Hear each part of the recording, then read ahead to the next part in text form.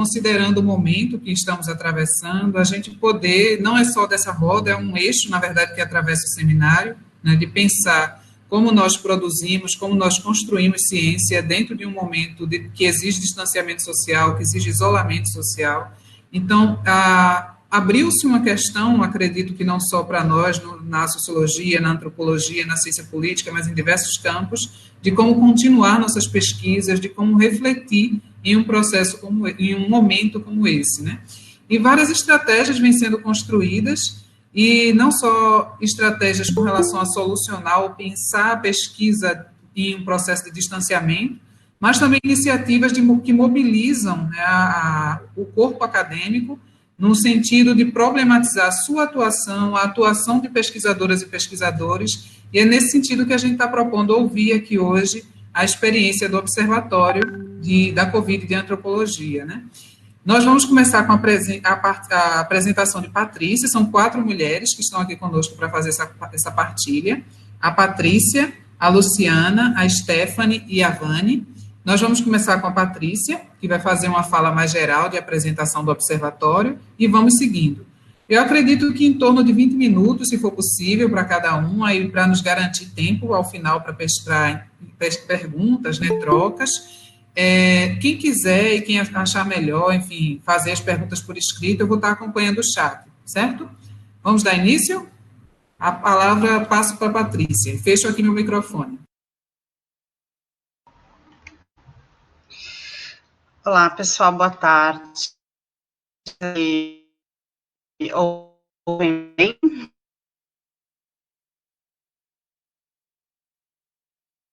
Infelizmente, para mim, está cortando um pouquinho. Está cortando um pouco, Pati.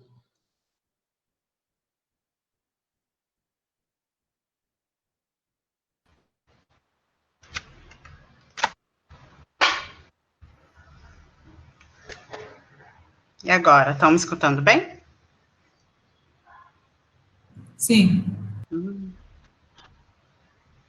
Agora sim, tá. As frases mais faladas da quarentena, né? Estão me escutando bem? O microfone está funcionando?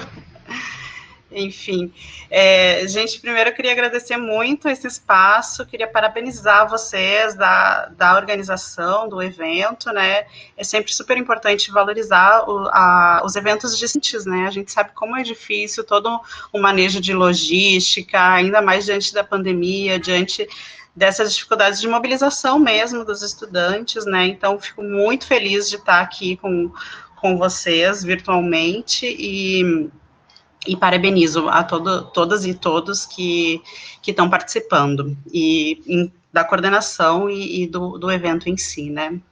Bom, como a Mônica comentou, meu nome é Patrícia Pinheiro, sou pós-doc na antropologia, eu trabalho desde 2017 na UFPB, e trabalho com projetos de pesquisa e extensão, desde que cheguei aqui.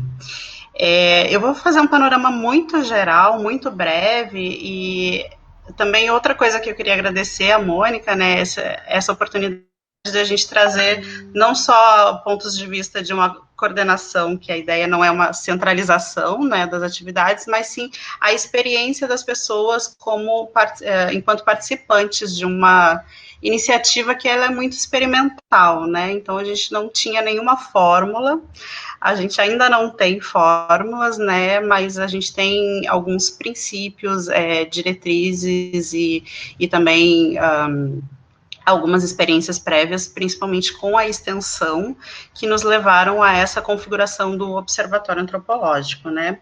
Então, o Observatório, ele começa a se gestar no início da pandemia, muito com base numa preocupação que nós trouxemos a partir dos nossos trabalhos de campo, né, a partir dos projetos anteriores, de tentar acompanhar, entender e estar presente, mesmo que virtualmente, com as pessoas que a gente já trabalhava, né, então, estar em conexão e estar também dispostos a fazer parcerias para diminuir um pouco os efeitos de algo muito incerto, de algo que nos trouxe muita a dimensão do medo, da incerteza, né?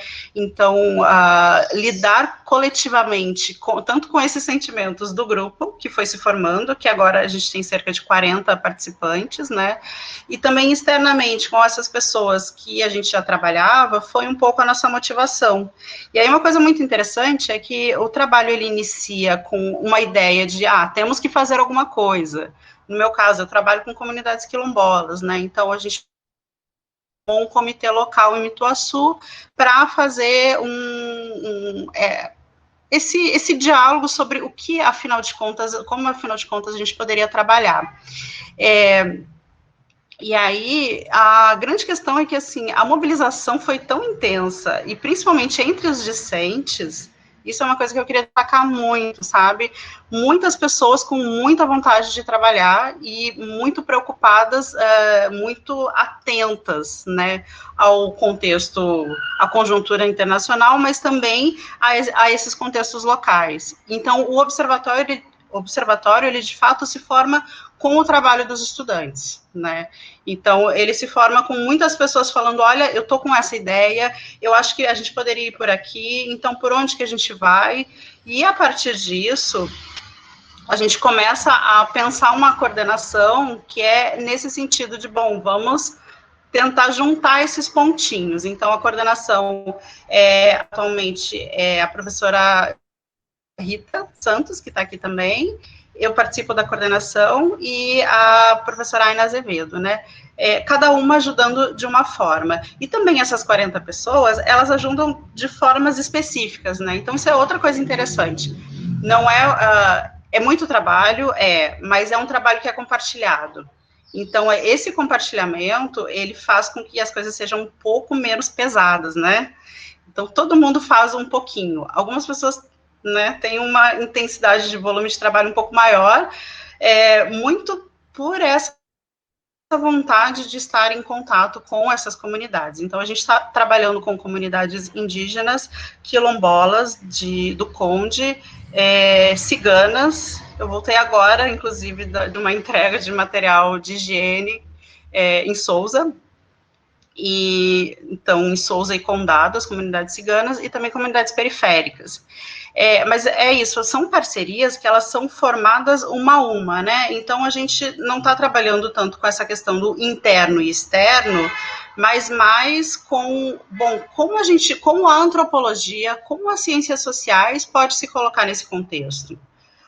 Então, nesse diálogo que as ações surgem, né? Por isso que são ações tão diversas. Então, a gente tem um Instagram, mas a gente tem também um site, tem um trabalho de comunicação, mas, por outro lado, tem trabalhos de diálogo com gestores, tem trabalho de diálogo com essas comunidades, quais as demandas delas, tem trabalhos agora relacionados a essa entrega de materiais de higiene, que foi uma das demandas que a gente visualizou, porque esses públicos que a gente já trabalhava tinham uma série de limitações materiais também para cumprir aquilo que a OMS indicava como prevenção à pandemia, né?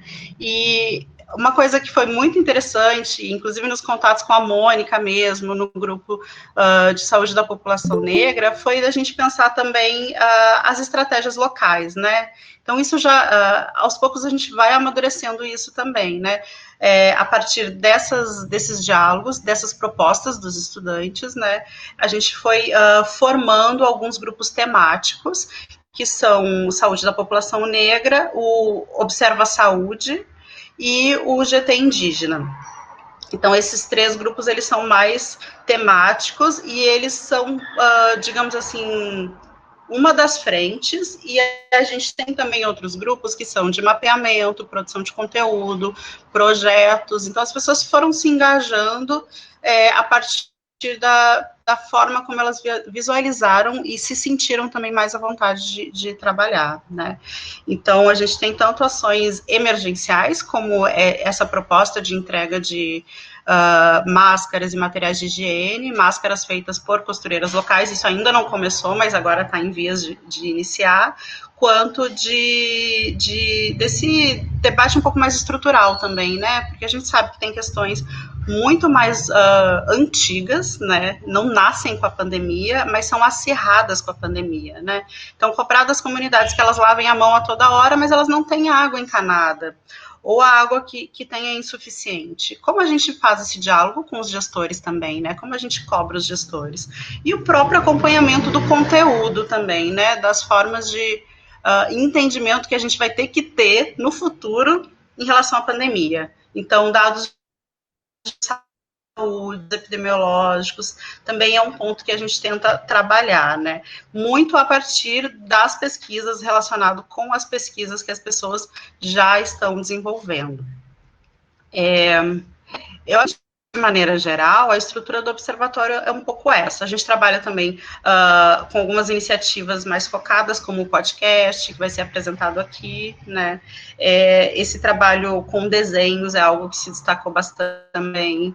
Por quê? Porque tem estudantes que trabalham com desenhos, né? E se disponibilizaram a estar, seria essa a sua contribuição, tem sido essa a sua contribuição para um todo muito maior, né? Então, é muito nessas pequenas iniciativas que a gente constrói o observatório.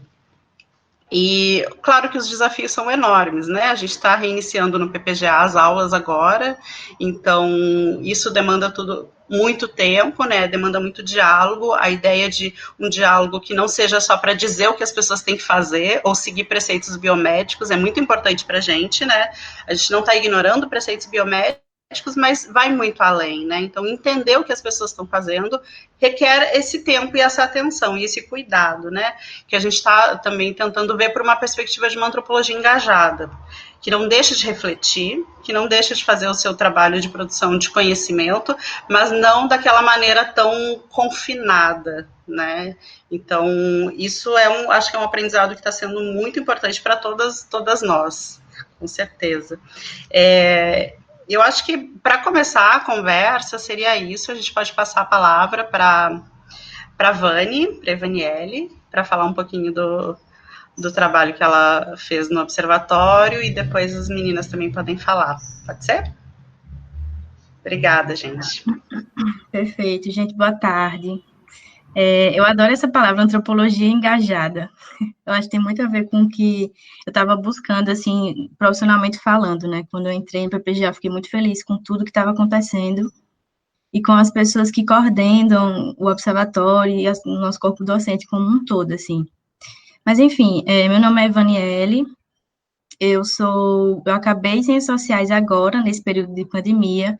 Apresentei meu TCC há pouquíssimo tempo, consegui fazer nesse período porque eu tinha que fazer, senão eu ia ser jubilada, que é uma coisa complicada.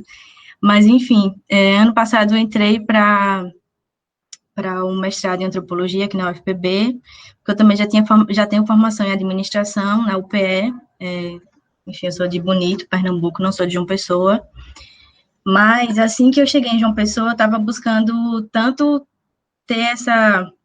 buscar conhecimento dentro da academia, tipo, através do curso de Ciências Sociais, mas também fora, né? Então, para uma pessoa que está chegando na cidade, é importante você saber onde você está chegando. Enfim, eu tinha muita curiosidade para entender as dinâmicas de João Pessoa, que é uma capital muito diferente da cidade de onde eu venho, que é o interior de Pernambuco, né?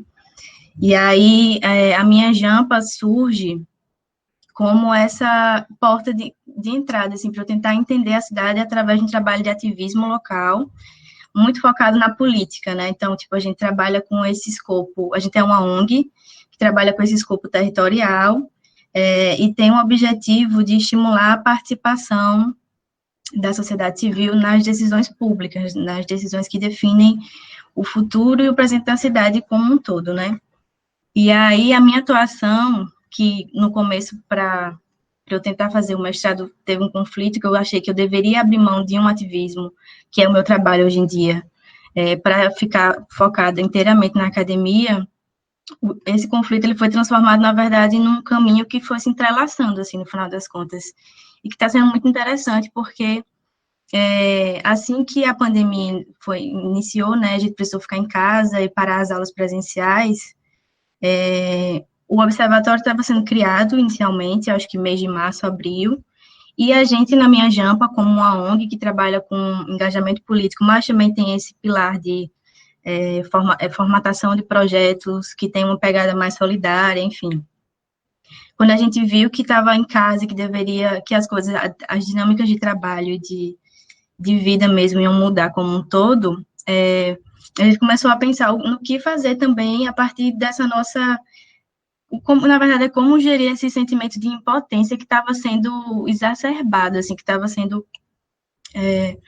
aumentando durante a pandemia, porque a gente tinha que ficar em casa, mas ao mesmo tempo queria fazer alguma coisa, as aulas estavam sendo paralisadas, e aí a gente pensou num projeto chamado Quarentena Solidária, que tem uma pegada parecida com o Observatório de Antropologia, mas a gente estava limitado em tentar compilar e mapear as iniciativas solidárias que estavam se formando, se fortalecendo na cidade, e tentar colocá-las em um ponto fixo da internet, uma página fixa, e no caso a gente usou a página da Minha Jampa, o Instagram, né, para tentar mapear, juntar e divulgar essas iniciativas para, de algum modo, tentar fortalecer essas redes de apoio, que antes já tinham sido formadas, mas que agora estavam atuando de uma forma muito mais intensa por conta dos problemas que foram se acentuando, né, também.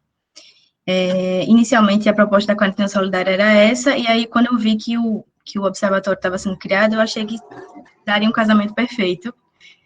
E é isso que Patrícia falou, para além dessa frente de mapeamento que se formou dentro do observatório, que tem muito a ver com esse trabalho que eu faço na Minha Jampa, o observatório também vai bem além, né? Tipo, a gente usa justamente essa pesquisa ou os interlocutores de vários pesquisadores e pesquisadoras que estão inseridas na antropologia, para tentar entender também como é que a gente chega e como a gente ajuda essas populações que estão em estado mais vulnerável, né, que, infelizmente, a gente sabe que o poder público não se importa, e agora, nesse período de pandemia, se tornou uma preocupação ainda maior. Então, a atuação é bem nesse sentido. Eu vejo muito o Observatório de Antropologia como uma ponte entre nós, pesquisadoras, e também uma ponte entre nós, pesquisadoras, e as pesquisas que estão sendo formuladas na academia, e também entre as pessoas que estão fora da academia, e, tipo, como é que a gente pode ajudá-las, para além de parceria com pesquisa, enfim. Eu falo em relação a intervenções e ações no geral, né? E aí, como eu tinha falado, uma das frentes é o mapeamento, uma das frentes do observatório, e uma das tarefas de mapeamento era tentar localizar essas iniciativas solidárias que estavam se formando na cidade. E aí, para vocês terem uma noção, eu estava contando antes da reunião para saber quantas iniciativas a gente divulgou, quantas famílias essas iniciativas conseguiram alcançar com cestas básicas e kits de higiene, quantos bairros de João Pessoa foram atendidos por essas iniciativas sem a ajuda do poder público, e eu fiquei super impactada com os números, assim, no final das contas foram mapeadas 22 iniciativas solidárias, a gente tem todas divulgadas no Instagram da Minha Jampa e do Observatório, inclusive algumas dessas iniciativas bateram muitas metas, assim,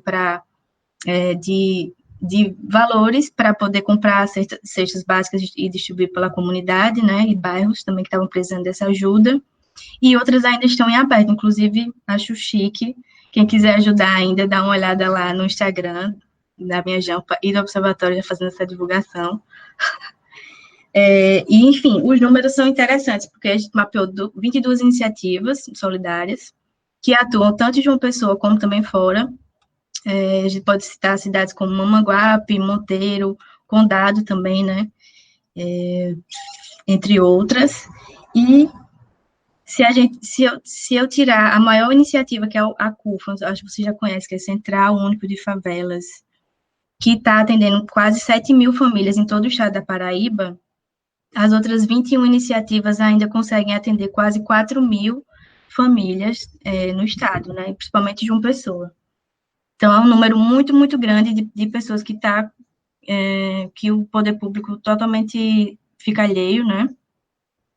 E essas iniciativas solidárias, elas conseguiram juntar, pelo menos das 22 que a gente divulgou, eu consegui dados de prestação de contas, vamos dizer assim, de 10 delas, e essas 10 me informaram que, no geral, assim, somando tudo, conseguiram entregar já 5.000 cestas básicas, mais de 2.500 kits de higiene e muitas máscaras, tipo umas 2.000 máscaras, por aí.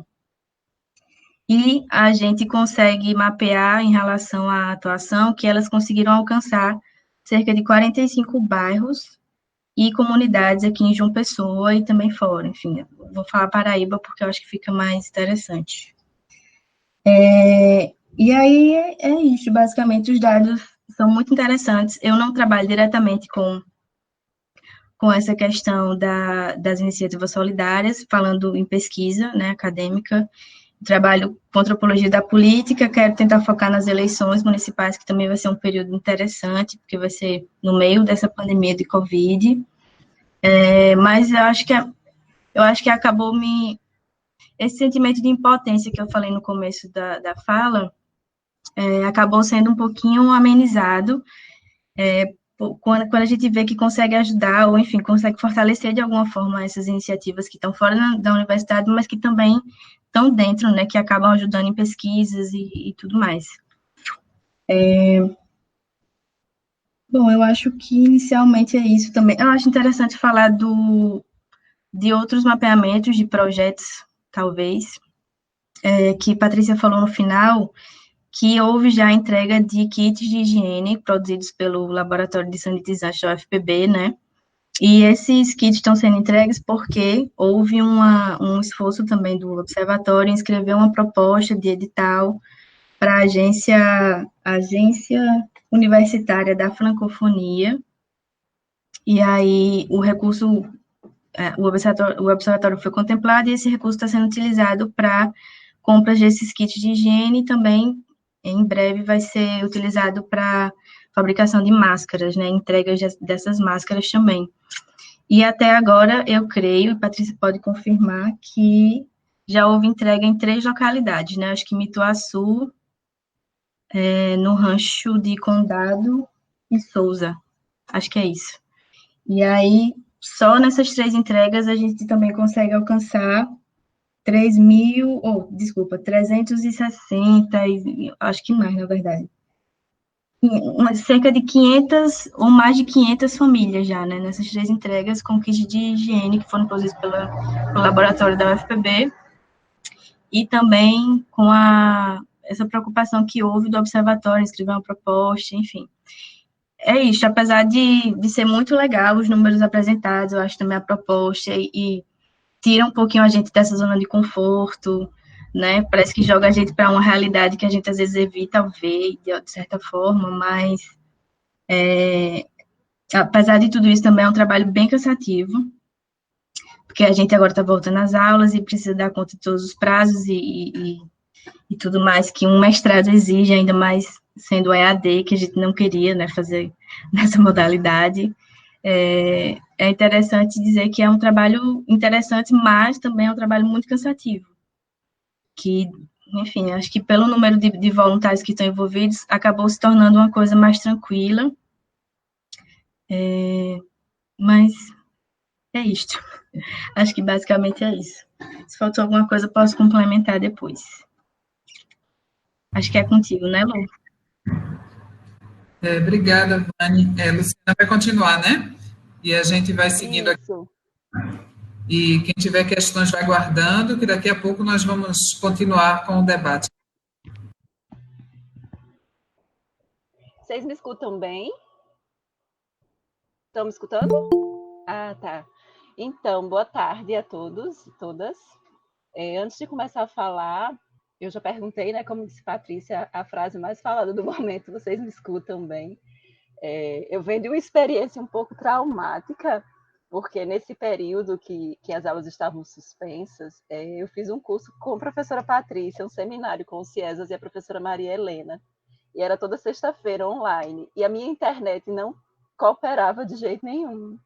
E eu não sei como é aí para vocês, mas onde eu moro, quando chove, a internet não gosta de funcionar.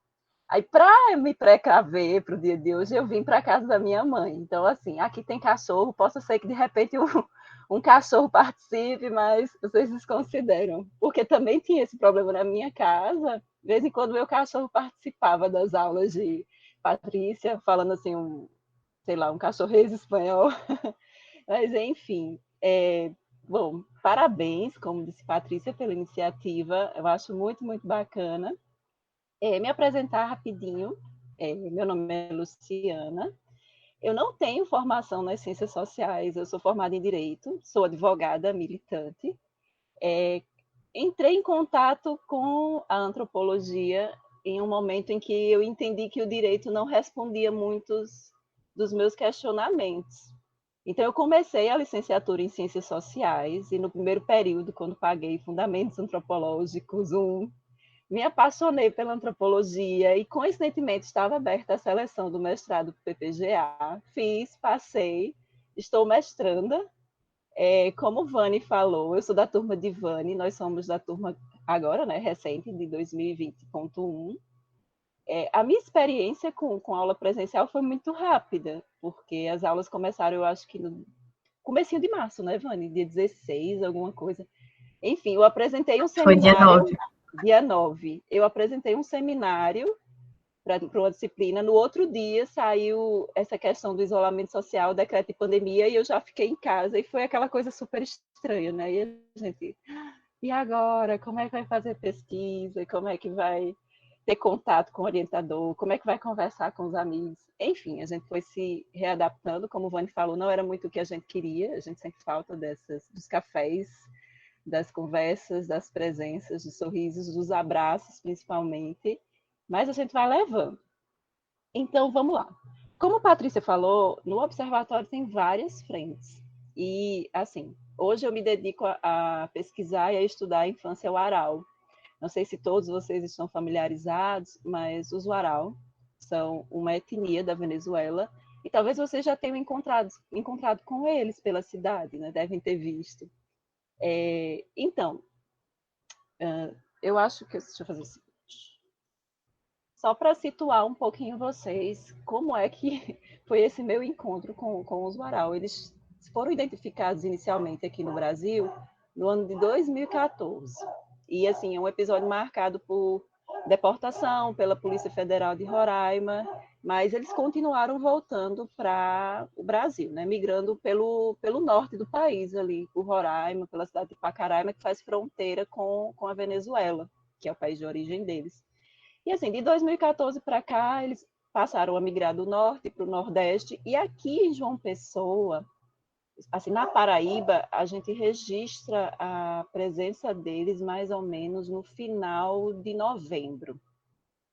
E aí, graças ao trabalho do observatório, a gente conseguiu fazer um mapeamento dessa população e a gente tem uma quantidade aproximada, assim, das pessoas, porque em razão de constantes deslocamentos, por vários motivos que eu vou especificar na minha pesquisa, não é bem o objeto dessa fala, sempre há um constante deslocamento. Então, na Paraíba, a gente registra cerca de 295 indígenas Warao, a maioria habitando aqui em João Pessoa, em torno de 222 e 57 em Campina Grande. Também já tendo ocorrido uma passagem por Souza e Patos, mas foi muito rápido, a gente não conseguiu ter um contato tão próximo quanto os daqui. Então, o que é que acontece? Esse grupo, ele foi mapeado pela gente e... Cadê? Acho que ela ainda está aqui. Professora Patrícia, que falou agora há pouco, né? Que ela e professora Rita Santos coordenam o observatório. Rita está aqui, ela é também minha orientadora. E aí eu meio que juntei, né? Estou com minha orientadora trabalhando no observatório, então tá tudo certo, não tem como dar errado. Aí o que é que acontece? As demandas foram chegando. Assim, Rita tem, como ela trabalha com questões indígenas há muito tempo, tem a rede de contato delas, a rede de contatos delas, pessoas que... minha gente, não tem noção. Mas ok, trabalhar com Rita e Patrícia, como disse Vânia, é uma experiência muito boa. Não porque elas estão aqui, mas realmente são pessoas maravilhosas. Então, a partir desse contato, a gente foi vendo as necessidades. Porque, imagina, vocês parem um pouquinho para pensar, já existem várias condições sociais ou questões sociais que estão atreladas à questão indígena. Imagina quando você é indígena e você é imigrante, né? Porque inicialmente eles imigraram para o norte, para o Brasil, e depois migram aqui para o Nordeste. E aí a gente entrou nessa frente que Patrícia falou, que é esse diálogo com os gestores e com esse mapeamento das necessidades. Porque pensem também que há uma dificuldade linguística, porque a maioria fala um idioma próprio, que é o Aral. Eu não sei falar o Aral, estou aprendendo algumas palavras. Rita também está aprendendo algumas palavras, mas assim, não todos, mas alguns falam espanhol. E assim, a gente se comunica em espanhol, às vezes não é tão fácil essa comunicação, mas a gente sempre está em contato. Então, o que é que acontece? A partir desse mapeamento dessas necessidades, algumas ações foram propostas por meio do Observatório Antropológico. Uma bem recente, que foi bem legal, foi uma audiência pública que foi convocada na Câmara dos Vereadores para discutir esse problema social aral. E ela é interessante porque qual foi o trabalho da gente? Até então, ocorriam diversas reuniões e formação de grupos, mas não existia a inserção do usuário nesse processo. É você pensar que as pessoas estavam se reunindo para decidir o que seria melhor para eles, mas eles não estavam participando desse processo. Então, a partir da chegada do observatório e, obviamente, de outras pessoas da gestão pública que vem nos apoiando, através desse contato, a gente passou nessa audiência, houve a inserção do usuário no processo. Houve também o Acnur, que já vem atuando com o usuário em outras regiões, como o norte, principalmente, porque pelo fato de eles chegarem por lá, o trabalho é mais antigo, né? A gente está caminhando, então a gente já tem uma troca de experiências com o pessoal do Acnur. E, enfim, aqui a gente participou de reuniões com o MPF, as secretarias do município, Estado da Paraíba, envolvendo questões de assistência social, direitos humanos, saúde e educação. Deixa eu ver o que mais. E aí, aí vem a parte da minha pesquisa, como eu falei. Eu pesquiso a infância oral e os processos de gestão e como se dá a gestão pública nesses processos dessa construção da infância oral. E aí, o que é que acontece? A partir dessas reuniões, eu fui observando alguns problemas que foram meio que direcionando a minha pesquisa. Algumas falas dos gestores me pareciam um tanto problemáticas, e a partir daí eu fui pensando como é que a gestão pública ela interfere, ou ela é positiva, ou ela é negativa nessa construção da infância oral no Brasil, aqui na Paraíba, em João Pessoa. Então, deixa eu ver. Gente, é que eu não estou no meu computador, então eu estou apanhando aqui.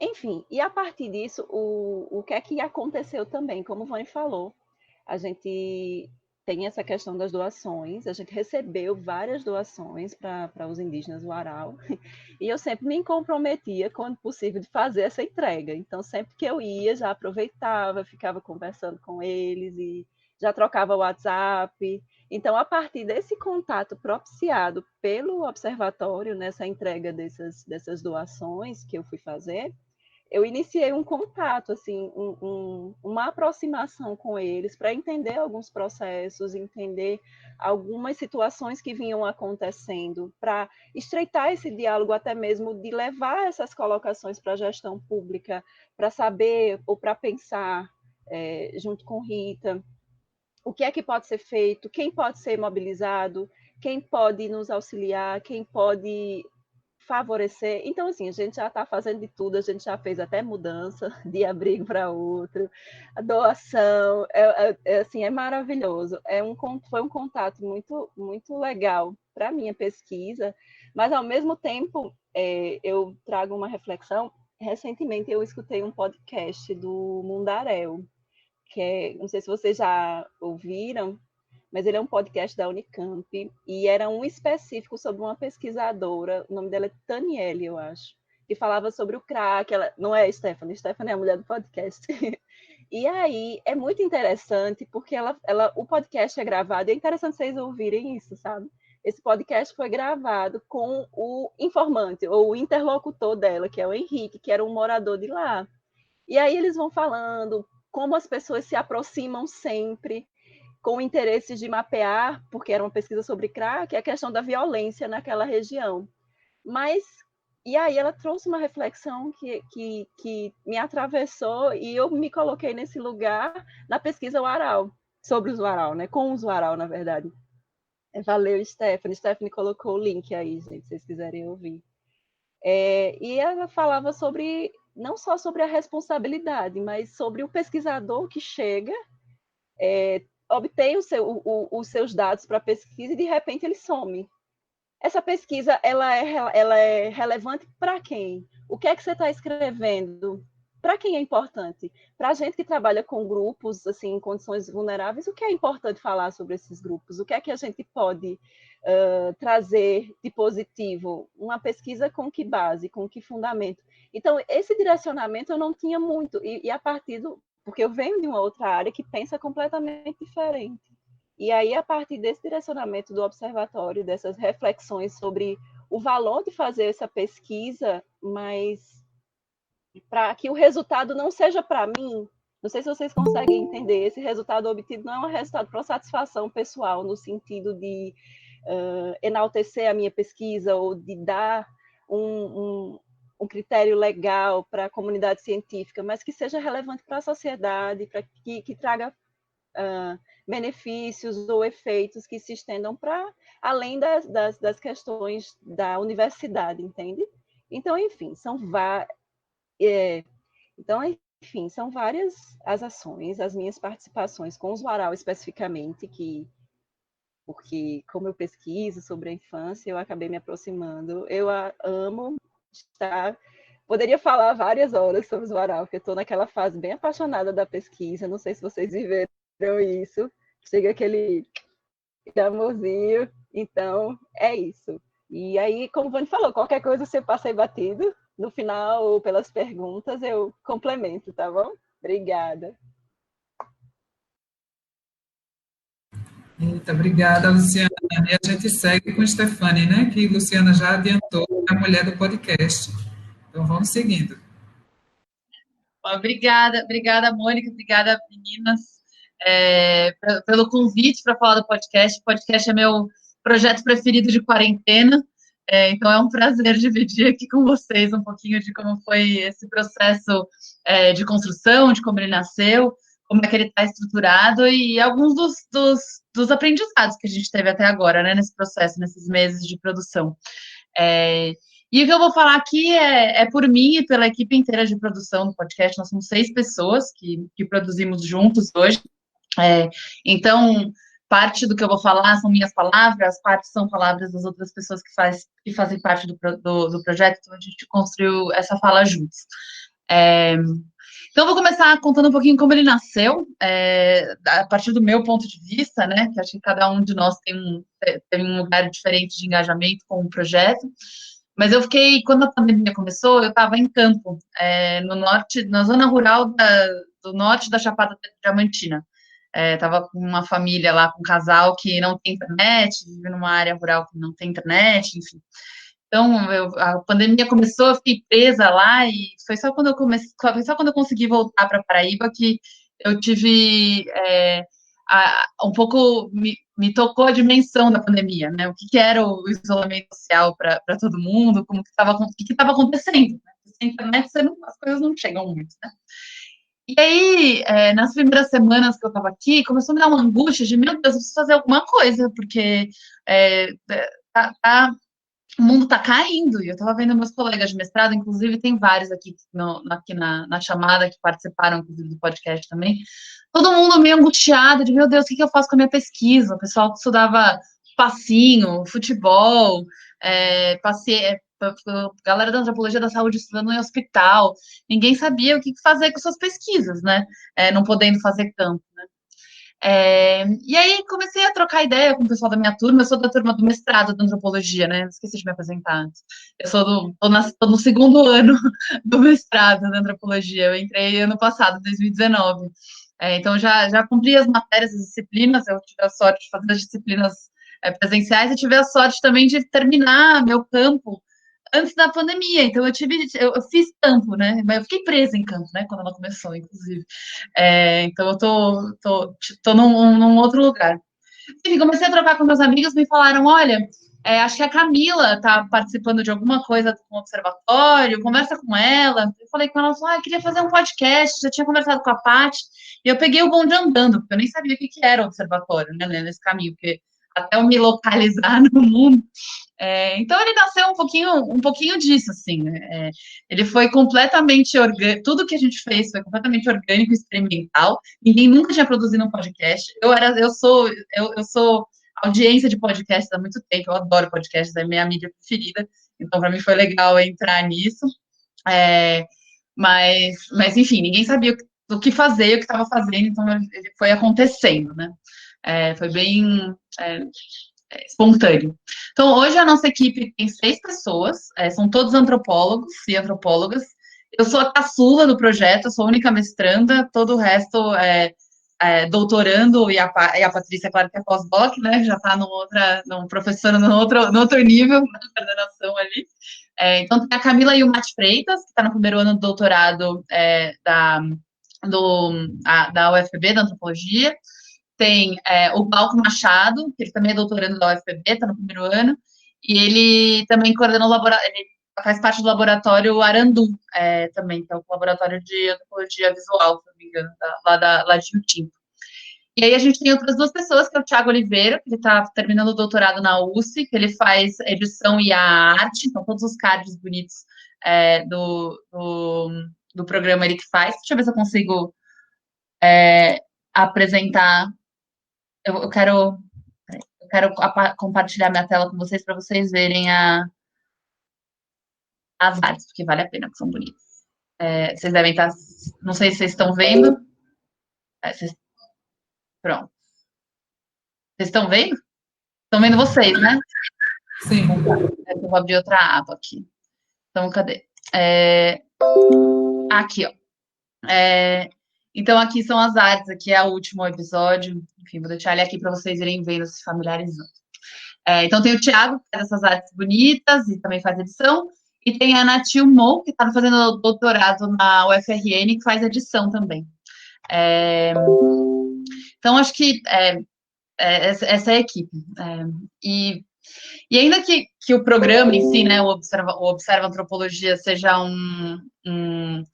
um programa novo, e ele tenha surgido desde esse momento de tentativa de elaborar alternativas para pensar a suspensão das atividades de pesquisa, né, presenciais, como mídia, como podcast, ele tem um histórico mais antigo no modo em que na antropologia a gente procura construir nossa interação em relação com as pessoas com que pesquisamos e com os nossos próprios colegas.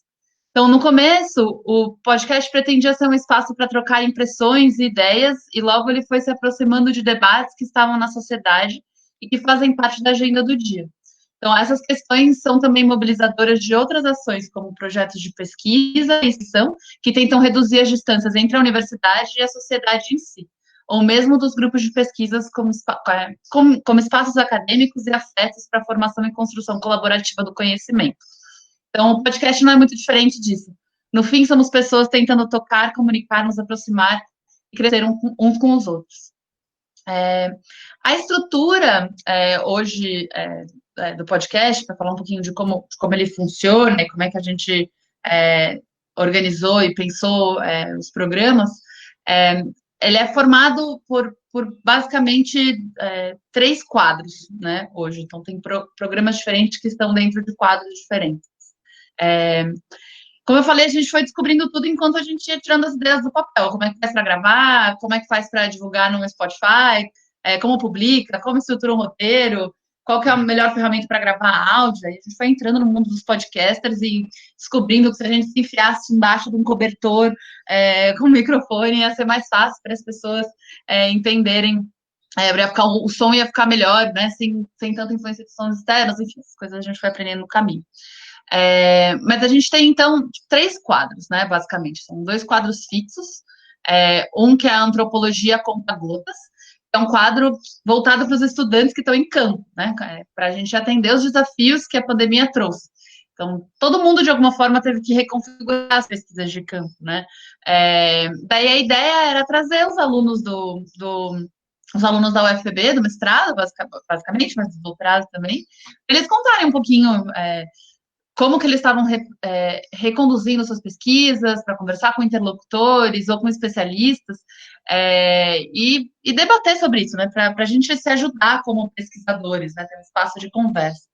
Então, alguns tem aqui, depois eu vou mandar os links todos também, mas tem alguns episódios que são conta-gotas, por exemplo, o ativismo pelo uso medicinal da cannabis, a Clordana está aí presente, ela entrevistou uma interlocutora de pesquisa dela, super legal. Eu vi que a Laís está aí também.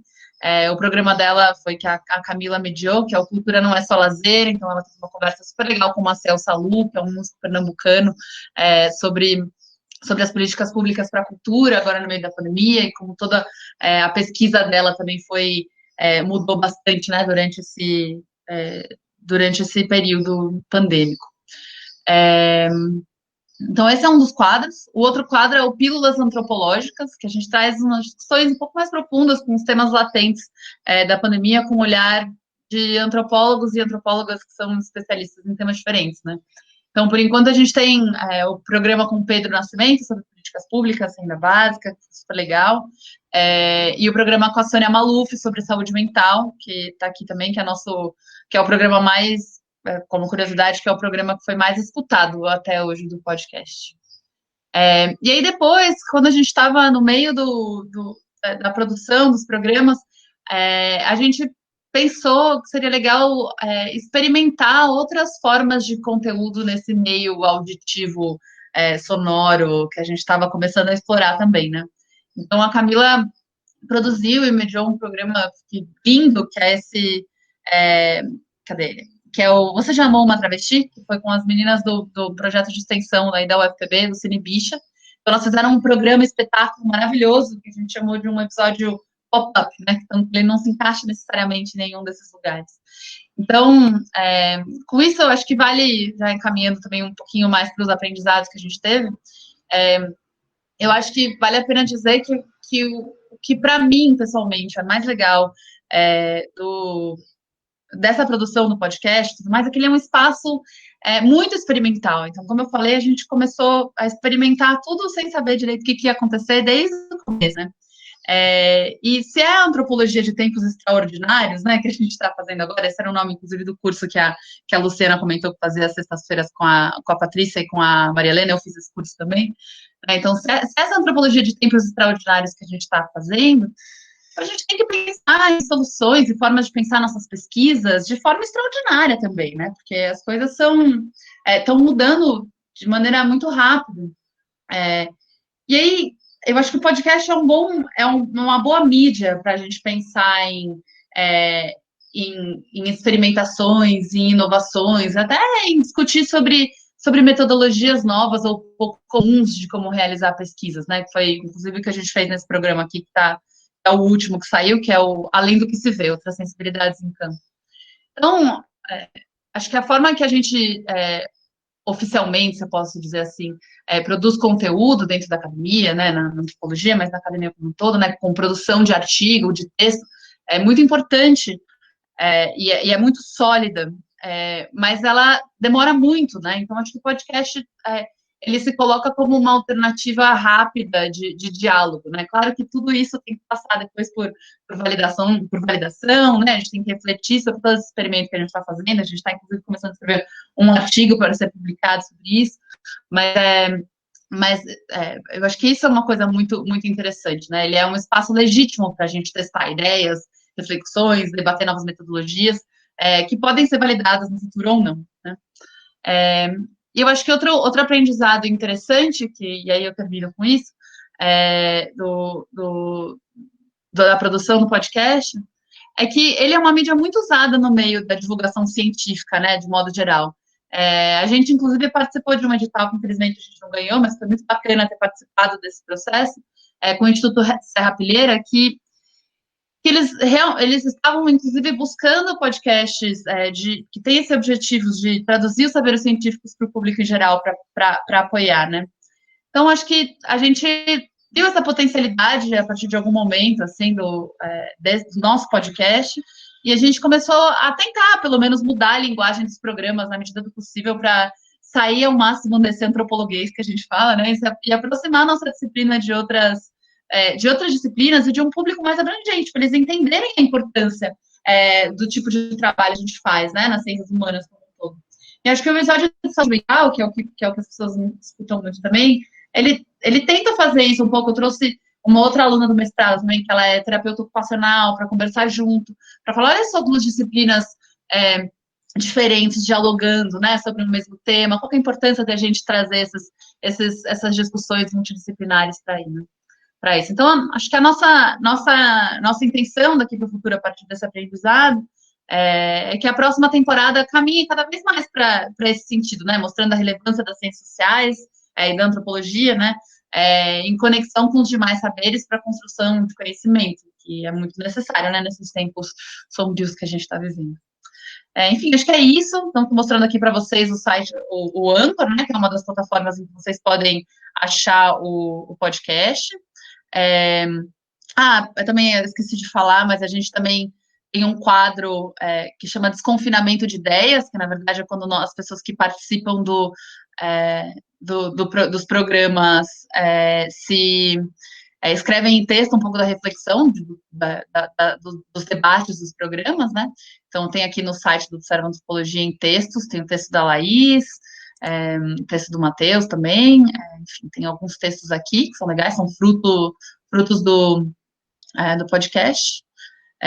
Aqui a gente no Spotify, então pode seguir a gente lá para quem usa, estão todos os programas lá. E a gente está com um perfil no Twitter também, recém-inaugurado, então quem for twitteiro aí quiser seguir a gente também, acho que nossa ideia é que a gente comece a conversar cada vez mais com os ouvintes a partir dessa mídia. É isso, obrigada.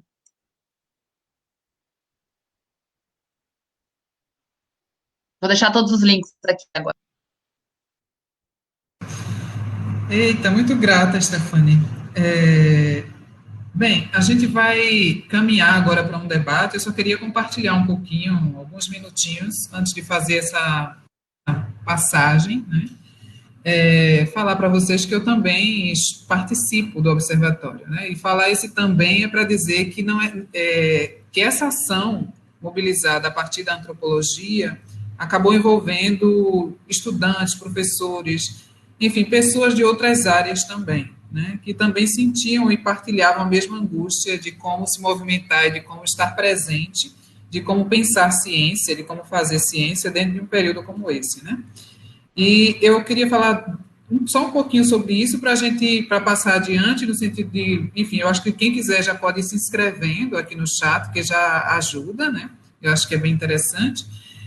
Falar só, fazer um comentário geral sobre essa forma de pensar e de problematizar a própria ação da pesquisadora e do pesquisador em um tempo extraordinário, né, como disse Stefania no final.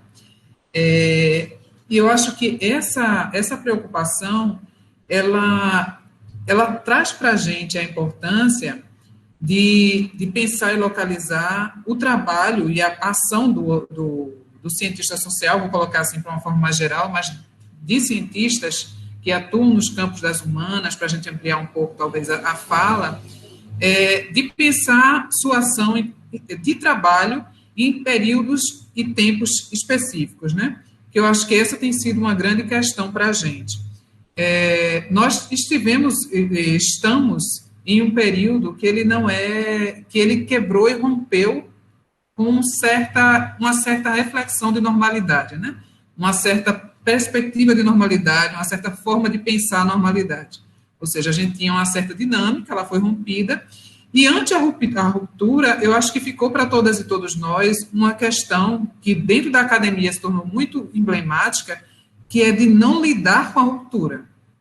Muitas e muitos de nós continuamos como se nada tivesse tivesse acontecido, né, ou seja, dando aula, assistindo aula, sem nenhuma reflexão sobre a pandemia, nenhum diálogo coletivo.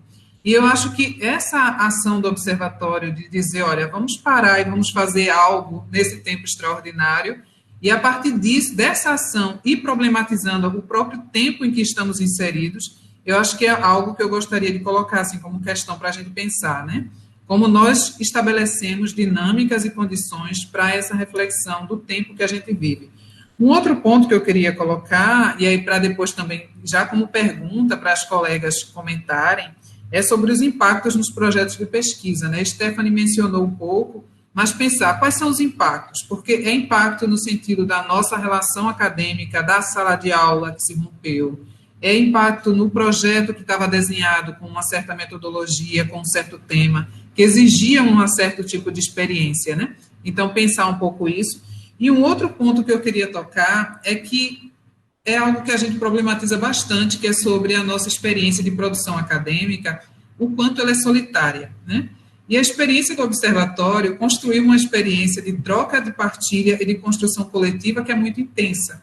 E aí, como pensar isso como algo a problematizar a nossa própria experiência acadêmica, né? Já que a gente está falando aqui, por exemplo, de uma reflexão, de uma estratégia de elaboração político-científica engajada, né? A gente passa agora por um momento que nos chamou, que curiosamente nos isolou, mas também nos levou a um outro tipo de estratégia de produção de conhecimento.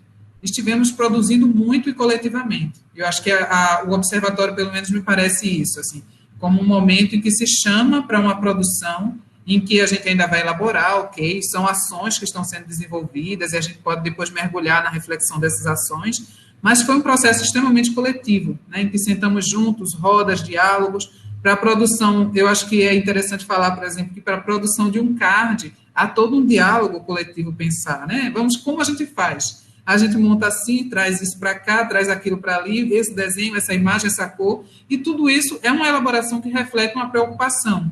Então, esses processos coletivos, eu acho que nos chamam a atenção, inclusive, para a forma como a gente produz conhecimento e como a gente pode produzir. Então, a problematização do fazer acadêmico na pandemia, ela nos joga outras possibilidades, inclusive, de fazer academia, né? E era isso que eu queria colocar um pouquinho aqui para passar adiante, e também já colocando algumas questões para as companheiras, nossas colegas de partilha aqui nesse momento. D'Angelo está inscrito, não tem mais ninguém inscrito, eu acho que não é necessário fazer um tempo para fala, eu acho que fica à vontade, e quem mais quiser se inscrever, vamos colocando aí vamos se inscrevendo para a gente animar a nossa roda aqui, tá? D'Angelos. Obrigada, Mônica. Eu queria fazer um comentário geral, puxando algumas questões, a partir do que eu lembro da fala de todo mundo. Eu acho que foi mencionado muito essa parte da relação entre um fazer social, acadêmico também, e as instâncias representativas. E eu acho que isso apareceu muito na fala da Luciana. E essa é uma questão que muito me toca também, porque eu fico pensando, nossa, a gente tem representantes aí. E, assim, esses representantes e essas representantes, de fato, estão representando? Será que as necessidades da população, de cada população específica também, será que elas estão sendo atendidas? Mas parece que não, parece que a gente vê, de fato, uma omissão. E eu acho que o trabalho de vocês bate muito de frente com isso. Na verdade, como vocês falaram, é uma resposta diante da omissão, né? Mas aí eu fico pensando sobre o alcance do trabalho de vocês e se de fato não haveria, por exemplo, um limite. E se, de repente, uma articulação com o poder público, com as instâncias representativas, significaria uma ampliação desse limite, né? Mas, enfim, seria o lado bom, eu acho que tem um lado ruim também, né? Uma vez que talvez muita gente queira se envolver nessa história porque quer, de repente, ter um nome circulando por aí. A gente vê Luciano Cartacho, né? Que magicamente agora coloca um monte de obra rodando, né? Reforma em hospital, entrega de não sei o quê, ano de eleição. E eu fico pensando nesse outro lado também. Parece uma faca de dois gumes. Então, esse é um primeiro ponto que eu queria colocar. O segundo, acho que é mais um comentário. Eu fiquei muito tocado assim pela fala da Luciana em relação à questão do sentido na pesquisa, sobre, às vezes, pensar, né, de fato, o que, afinal, a minha pesquisa contribui, né? O que que ela vai representar? É o quê? Uma publicação a mais? É um tópico a mais no Lattes? Ou, de repente, é uma tentativa de entregar uma resposta, ou uma tentativa de ouvir o outro e, a partir desse diálogo, tentar fazer alguma coisa para que a gente possa melhorar a nossa vida enquanto sociedade, né? E aí eu, como a Mônica falou, na minha pesquisa solitária, eu tento um pouco fazer isso. Eu estou agora no doutorado em sociologia, eu venho da psicologia. Eu sou uma pessoa trans, não binária, e eu estou tentando fazer um casamento entre a minha tese e um pouco disso, essa entrega. Porque eu vejo, por exemplo, a população trans ela é excluída historicamente. E aí eu pensei em pesquisar pessoas trans que estão dando aula. E aí eu quero ver como são as experiências dessas pessoas e, a partir disso, de repente, tentar articular alguma estratégia nas instâncias representativas, enfim, alguma coisa que venha possibilitar um espaço, um acesso dessas pessoas à sociedade. Porque, enfim, eu vou ser sincera, quando eu sair daqui, provavelmente todos os lugares vão me rejeitar por eu ser uma pessoa trans. Vão dizer assim, você pode dar aula aqui, desde que você não use essas roupas, enfim, essas coisas. E aí eu me senti muito tocada. Eu acho que vocês são muito felizes nesse trabalho de vocês e eu acho que realmente é muito importante também.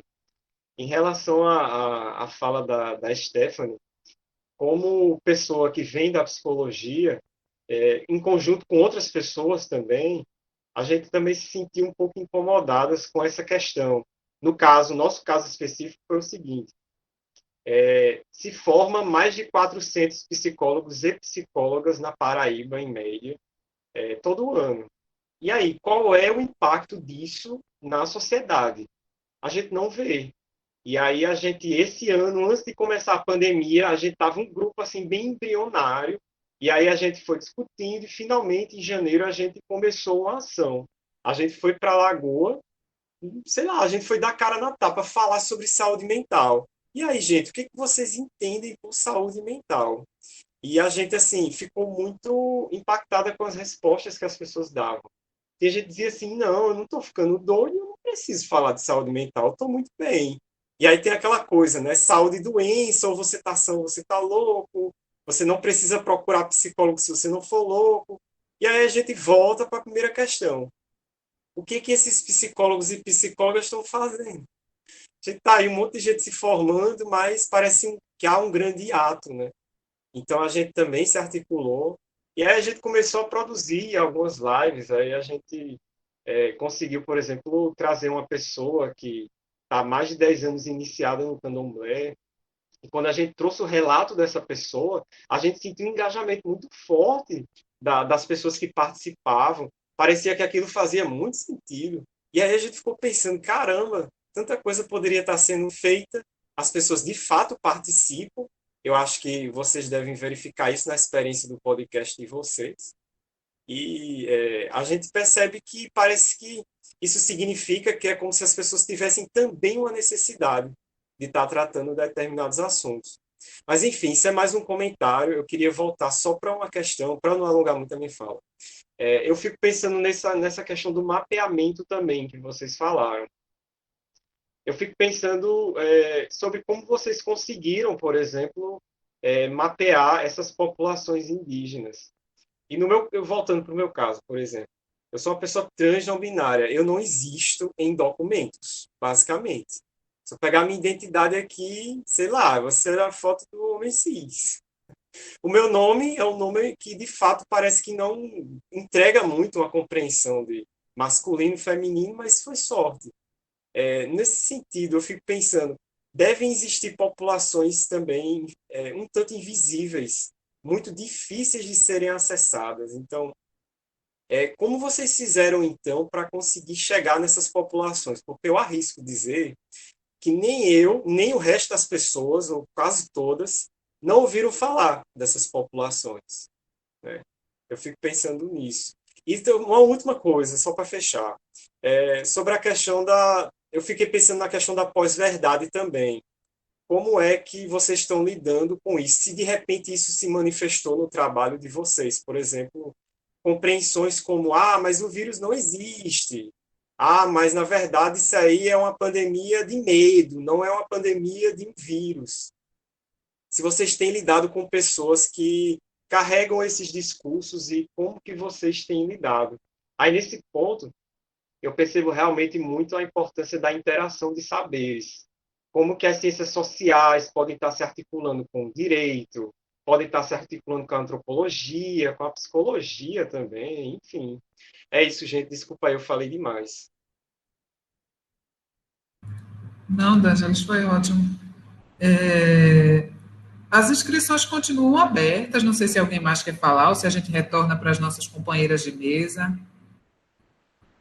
Eu acho que as pessoas estão tímidas, então nós voltamos para a mesa, eu não sei em qual sequência, eu acho que vocês podem, enfim. Quem abriu o microfone? Pronto, Patrícia. Não, eu ia só sugerir da gente fazer o caminho inverso, começar pela Stephanie, para ir alterando. Pode ser? Pode ser. Eu acho que eu vou começar um pouco por uma fala, que foi até uma pergunta, né, da Mônica, que ela falou sobre qual o impacto, né, da pandemia nos projetos de pesquisa, um pouco, que eu falei um pouquinho do que a gente está fazendo no podcast. O que eu vi, o que eu sinto, assim, conversando com os meus colegas, vocês vão ver que a maioria das pessoas, quase todo mundo, na verdade, as pessoas que participaram do podcast até agora, os alunos, são da minha turma do mestrado, então são do mestrado que entrou ano passado, né, então já tem um ano. A gente até abriu um formulário de inscrição para as pessoas, para os estudantes do PPJ, no mestrado e doutorado, se inscreverem, mas acabou que as únicas pessoas que tiveram interesse de se inscrever foram essas pessoas. Eu acho muito porque eles estavam com essa inquietude de estar, era para eu estar em campo e eu não posso estar em campo, sabe? Então, eu acho que veio muito essa inquietação e o impacto veio muito mais, pelo menos é uma percepção, né? Talvez a Luciane e a Vani, que estão aí no primeiro ano do mestrado, podem falar da versão delas, né? Mas o que eu senti é que o pessoal que teve uma frustração muito grande de perder esse grande momento. Ainda mais a gente escolheu estudar antropologia, né? Eu escolhi estudar antropologia porque eu queria fazer uma pesquisa de campo, falar com os meus interlocutores, entrevistar todo mundo, viver aquilo, né? Eu sempre idealizei muito esse momento, né? Então, eu acho que com muitos meus colegas aconteceu isso, né? Então, os programas da antropologia a conta-gotas vieram um pouco nesse sentido de. Então, vamos pensar, a princípio, né, a ideia era sempre conversar com especialistas, que sejam especialistas na área de pesquisa, ou especialistas acadêmicos mesmo, que estudam a mesma coisa, como aconteceu no episódio com o Matheus sobre a arte com o barro no Alto do Moro, em Caruaru. Vamos dialogar, então, quais são outras perspectivas e outros caminhos que eu posso levar a minha pesquisa, mesmo dentro da pandemia, né? Que seja, muitas das conversas acabaram indo para um lugar metodológico de como é que eu uso esse meio online, né? Tipo, aqui a tela do computador, para continuar a minha pesquisa, né? Qual que é a nova moldura que eu posso dar para minha pesquisa, que eu possa usar a tecnologia para isso. Mas isso nem sempre é possível, né? Então, esse último programa que a gente fez, acho que foi muito legal nesse sentido de pensar a metodologia. Eu acho que isso foi legal, quem quiser escutar. A gente foi uma entrevista com um mestrando, que é o Fabrício, da minha turma, e a Maria Helena, né, que foi a professora junto com a Patrícia, né, nesse curso que a gente mencionou já algumas vezes nessa conversa, eu e a Luciana, falando sobre como é que a gente pode usar outros sentidos, que não só a visão e a audição, que é o que a gente está usando sempre mediados pela tela, para continuar em contato com as nossas pesquisas acadêmicas, né? Então, as nossas pesquisas acadêmicas, e no caso da Maria Helena, uma experiência docente dela também, porque as aulas sempre começavam com um exercício de centramento, com uma meditação, às vezes a gente tinha que apresentar um seminário, a gente apresentava online, e em vez de fazer comentários depois de cada apresentação, a Maria Helena fazia a gente ficar 2 minutos em silêncio, escutando o nosso corpo, sabe? Então, são outros sentidos que a gente está tentando explorar. Então, que não deixa de ser outras formas metodológicas da gente lidar com docência e com a pesquisa, né? Tipo, o Fabrício, ele trabalha com chucuru, e com o pessoal que tem WhatsApp, só que ela não fica lá fazendo, não dá, sabe? Não dá, não orna, né, na pesquisa dele. Então, ele começou a plantar com as técnicas chucuru na casa dele. Então, ele começava a receber alguns rituais que eles estavam fazendo lá pelo WhatsApp e reproduzir em casa. Então, a forma que ele teve de se manter em contato com a pesquisa foi de experienciar as técnicas dele, trabalha com antropologia das técnicas, inclusive. Então, experienciar essas técnicas ele mesmo na casa dele, né? Então, a gente, acho que são esses tipos de experimentos, né, nesse sentido metodológico que a gente está trazendo. E é isso, minha contribuição a princípio. Eu até falei demais.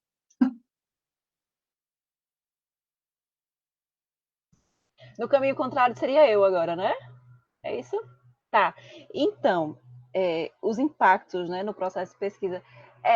Eu assino embaixo de tudo que a Stephanie falou, mas o meu caso, ele é bem específico, assim, é um pouco diferente, porque a pandemia... Eu entrei, na verdade, eu entrei no mestrado com um tema, e quando veio toda essa história da pandemia, eu resolvi mudar. Mas, assim como Stephanie falou, eu estou no primeiro ano, estou começando a cursar as disciplinas agora, eu não tinha ido a campo, então, às vezes, é até um pouco mais fácil a gente adaptar a pesquisa ou mudar, porque não tem tanto um trabalho... Assim, depende, né? Tem gente que vem trabalhando desde a graduação a mesma temática, que eu acho que é o caso de Vani, mas, no meu caso, que não era assim, foi mais tranquilo mudar. E aí, a partir do observatório, como eu falei, a minha pesquisa não parou, ao contrário, eu tive aproximação com as pessoas que geravam resultados para a minha pesquisa, que geravam problemas para a minha pesquisa. Então, não foi algo que me trouxe um pesar, como eu sei que para outras pessoas que já tinham feito campo, que já tinham traçado todo um caminho metodológico, um cronograma, foi bem prejudicial. Mas aí é também interessante pensar, por quê? Ao mesmo tempo que eu conseguia ter contato com os gestores e em algumas situações bem pontuais por conta da própria pandemia com o usuário, esse contato não era assim tão prolongado, porque eu ia, fazia uma entrega, conversava um pouquinho, mas depois ia para casa, sempre tendo os cuidados, por toda essa questão, né? A questão sanitária da pandemia. Mas essa oportunidade, como eu falei, né? A gente trocou o WhatsApp e hoje eu consigo conversar com eles através do WhatsApp. Então, não tem um dia que não chega uma mensagem.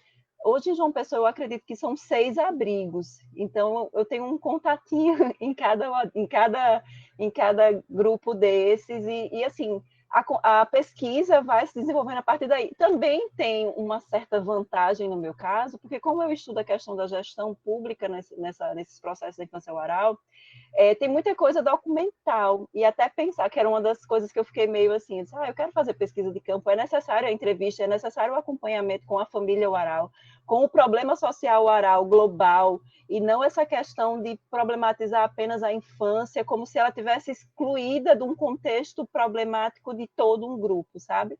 Então, eu tenho uma parte da minha pesquisa também, ela se desenvolve através de documentos, de processos, de alguns documentos de institucionalização pelo Conselho Tutelar de algumas crianças, que aconteceu em outros momentos. Então, também foi uma oportunidade para rever essa documentação e, ao mesmo tempo, iniciar um contato. Então, nesse aspecto, foi um pouquinho mais positivo. É isso.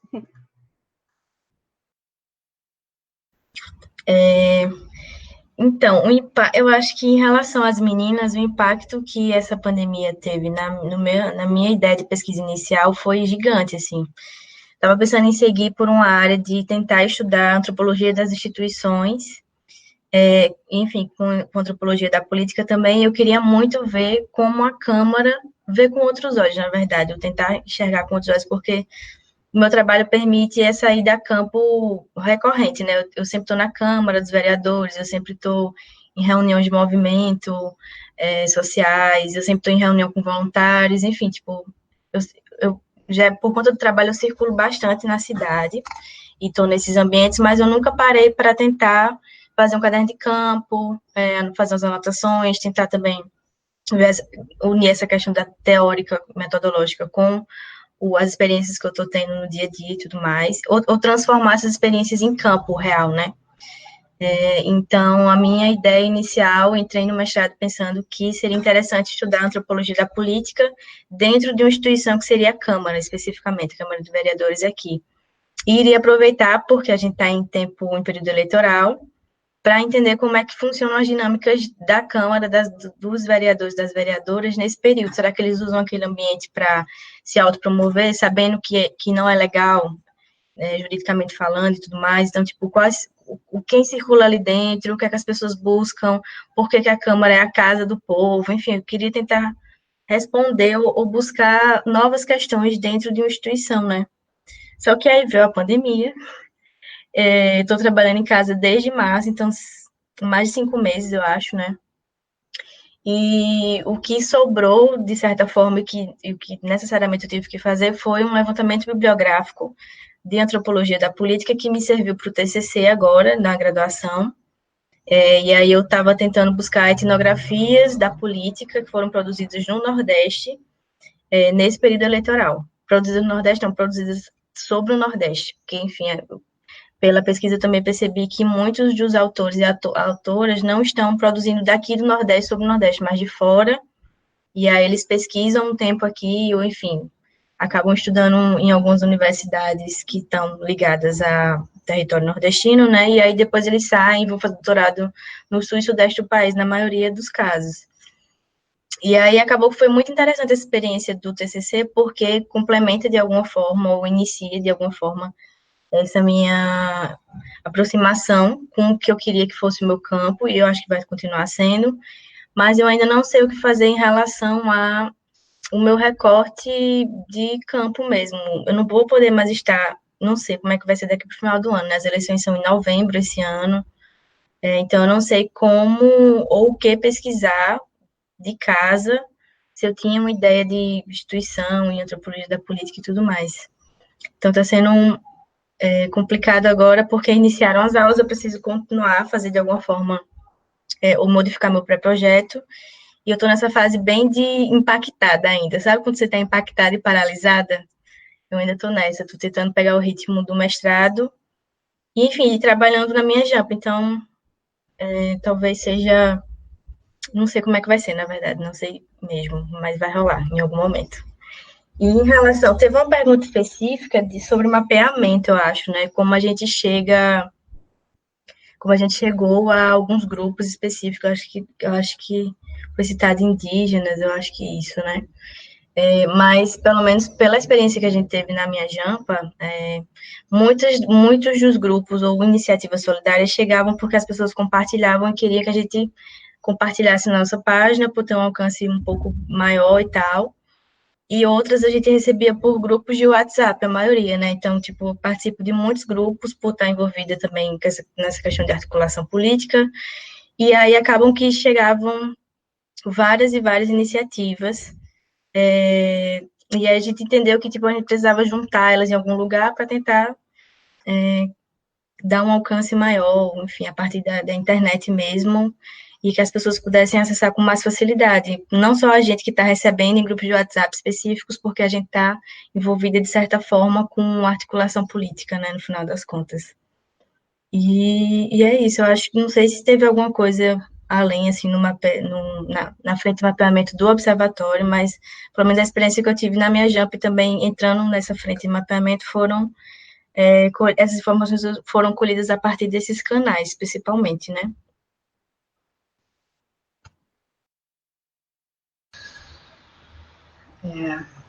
Bom, foram várias questões, né? Não sei se a gente vai conseguir dar conta de todas, mas eu queria chamar a atenção para algumas.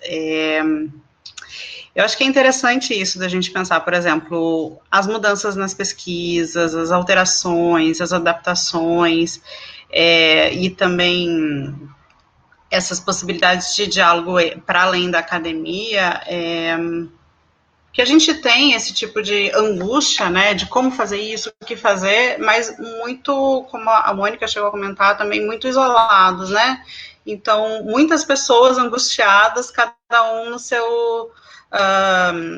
seu espaço, ou pensando muito na sua linha de pesquisa, às vezes só com um diálogo mais direto com o orientador. E eu acho que o interessante do observatório foi a gente juntar isso num espaço de acolhimento, né? E que não é uma pessoa que construiu ou outra, é justamente essa disposição em estar juntos, de alguma forma, e conversar sobre isso, essa abertura para conversa, né, e para se ajudar mutuamente, não só internamente, né, mas para além disso, que eu acho que isso que foi a construção do observatório, né. Então, sempre que tinha mais uma ideia, vamos lá, vamos fazer, vamos pensar, como é que a gente faz isso? Não, tá, vamos tentar dar conta. A Vani trouxe uma bagagem muito ampla, né, do Minha Jampa, por exemplo, em relação a essas iniciativas solidárias. Como é que a gente faz para impulsionar elas, né? Aí, daqui a pouco, a gente começa a ter esse trabalho mais amplo das estratégias comunitárias, que a Mônica nos trouxe essa questão muito fortemente. Aí, daqui a pouco, tinha o João Vitor, que está aqui fazendo desenhos. Bom, como a gente junta uma coisa com a outra, né?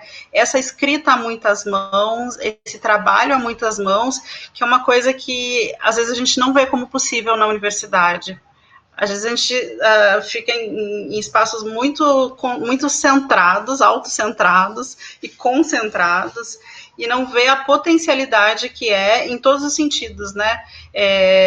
No sentido de saúde mental, mas também no sentido da potência da universidade e no trabalho que ela pode fazer. E aí, quando a gente fica muito isolado, talvez a gente não consiga trazer toda essa potência. E aí, duas dimensões que me chamam a atenção, uma é a multidisciplinaridade, e a outra é a interculturalidade, né? Então, ter estudantes da área da saúde, do cinema, de formação no direito, junto com cientistas sociais, junto com pessoas que vêm das relações internacionais, né? Que em algum momento dialogaram com as ciências sociais ou estão dialogando. Isso é super interessante para a formação discente também, e eu, como docente, digo para a formação docente também, né? É importante para a gente justamente possibilitar essa expansão da proposta do que uma universidade, qual é a ação social que uma universidade pode ter. E no nosso caso, muito aberto para essa dimensão da interculturalidade, ou seja, a gente conhece as pessoas, a gente trabalha diretamente, a gente faz uma etnografia, isso que a Stephanie trouxe, né? E como é que a gente não vai querer saber como é que essas pessoas estão nesse momento, né? O que está acontecendo? Assim, se a pandemia chegou, de que forma chegou, não tem como não se afetar, né? Não tem como não estar... É um processo que é afetivo também, o tempo todo, né? E eu lembro que logo no começo eu tinha umas crises de choro muito grandes, sabe? Eu pensava, meu Deus, o que vai acontecer? Como é que a gente pode fazer isso tudo, né? E isso aos poucos foi dando espaço também para uma ideia de, não, alguma coisa a gente tem que fazer, né? Como as meninas já comentaram, alguma coisa a gente tem que fazer. O que a gente vai fazer? Qual vai ser a nossa contribuição, né? Em termos de minimizar esses efeitos todos, né? E aí que eu vejo essa capacidade de resposta das ciências sociais. Eu acho que isso é um ponto super importante. A gente é tão maltratado, tão criminalizado, né? Tá a todo momento se dizendo que não faz nada, que não quer fazer, que não tem nenhuma contribuição para a sociedade. E, poxa vida, a gente tá suando a camiseta, né? Então, essa capacidade de resposta, eu acho que é uma coisa que a gente tem que levar para outros projetos, para o pós-pandemia, né? Essa capacidade de mobilização também. Sem deixar de lado a produção de conhecimento, mas mostrando que a gente está aqui para isso também, né? Em relação à pergunta do Ângeles sobre o negacionismo, a gente lida bastante com isso, assim, mas como a gente não está vendo só por uma perspectiva biomédica, né, a gente está tentando entender como as pessoas estão vivendo a pandemia. Então, esses discursos que estão colocados durante a pandemia fazem parte de um problema social, né? A gente tem uma crise política, sanitária, humanitária no Brasil, então a gente tenta visualizar de uma maneira mais ampla, né? E certamente sem uma ideia de certo e errado, né? A gente tem esses cuidados biomédicos, claro, mas sem uma ideia de certo e errado. E isso deixa as coisas muito mais leves também, né? A gente está tentando entender o que coletivamente a gente consegue fazer para minimizar a pandemia. Então, a gente vai muito mais na escuta, na atenção, do que, né, e a reação é muito ponderada no sentido de entender para onde que a gente pode direcionar a crítica. Então, por exemplo, quando tem que fazer uma crítica contra o governo federal, a gente vai lá e faz. E os informes epidemiológicos são basicamente para isso, né?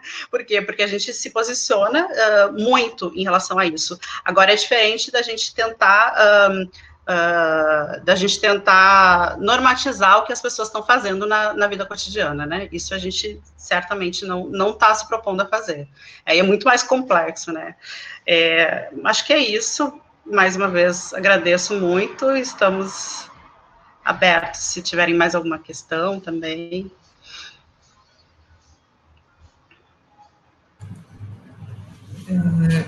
Eu não sei se nós ainda temos tempo, porque vamos caminhar agora para outra atividade, agora às 18 horas, não é? Mas eu acredito que foi uma tarde fabulosa, assim, foi muito bom poder ter essas 2 horas praticamente de trocas, e tem vários comentários aqui muito importantes no final do chat, né? E é sobre esse espaço nos permite, inclusive, pensar aquilo que nós fizemos e que não fizemos em outros programas, né? Eu acho que essa possibilidade de, por exemplo, se arriscar a construir estratégias coletivas em um momento de isolamento é algo que, para nós, é muito importante ouvir, por exemplo. Eu acho que a experiência do observatório depois precisa, de alguma forma, enfim, ter sistematizações em torno da experiência, né, porque é muito fabuloso assim, pensar o que é que traz para a gente de questões com relação à produção acadêmica. Eu não sei se a organização do seminário tem questões, assim, com relação ao fechamento, alguma orientação, alguma fala final, porque eu já estou contente e feliz assim, com o desfecho da nossa conversa. Eu queria falar rapidinho. Eu queria agradecer em nome da comissão organizadora, da representação discente também, esse espaço. Eu acho que é muito importante. A ideia inicial, meses atrás, na verdade, foi de Mônica. A gente estava numa reunião, Assembleia Estudantil, aí Mônica colocou, por que a gente não faz um evento com as trocas? E aí, depois de muito suor, muita camisa suada, como a Patrícia estava falando, a gente chegou aqui nesse espaço maravilhoso. Acho que às vezes a gente pode chegar e pensar, nossa, qual a contribuição, né, do que é produzido nas universidades, o que é que acontece dentro para a sociedade. A gente vê aqui um bom exemplo, né? Acho que isso acende a nossa esperança novamente. O trabalho de vocês é incrível, gente.